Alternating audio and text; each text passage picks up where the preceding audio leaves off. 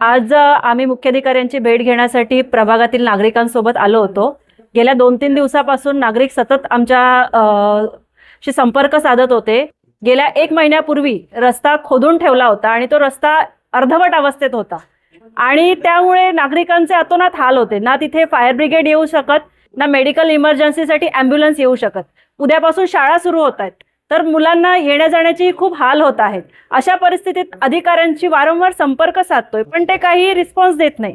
त्यामुळे आज आम्ही मुख्याधिकाऱ्यांची भेट घेतली आणि त्यांना आम्ही काही आमच्या सूचना होत्या, त्या सूचना त्यांच्या समोर मांडल्या। त्यानुसार त्यांनी आम्हाला आश्वासन दिलं आहे की उद्यापासून या कामास सुरुवात करण्यात येणार आणि सीओ साहेबांना आम्ही असं सांगितलं आहे की जर या कामाची सुरुवात उद्यापासून झाली नाही तर परवापासून आम्ही नागरिकांसोबत तिथे उपोषणास बसणार आहे। नगरपालिकेचं नियोजन शून्य काम, एकाच वेळी 5-5 रस्ते खोदून ठेवतात, एकही काम पूर्ण नाहीये। गेले 1 महिनाभर सगळे रस्ते खोदून ठेवलेले आहेत।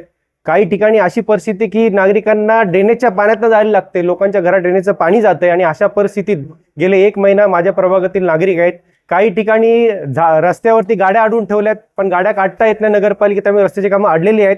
माझ्यासमोर जे नागरिक आहेत त्यांच्या घराच्या आतमध्ये ड्रेनेजचं पाणी आहे। 1 महिना झाला तिकडे अधिकारी कुठला फिरकत नाही, काम करू करू करू असं सांगण्यात येतंय। शेवटी सहनशक्ती या नागरिकांनी संपलेली आहे, म्हणून त्या सगळे विषय घेऊन आज नगरपालिकेत आम्ही आलेलो होतो। लेखी आश्वासन दिलं आहे की येत्या 2 दिवसामध्ये हे 4ही रस्त्यांची कामं पूर्ण सुरू करण्यात येतील असं लेखी आश्वासन दिलेलं आहे।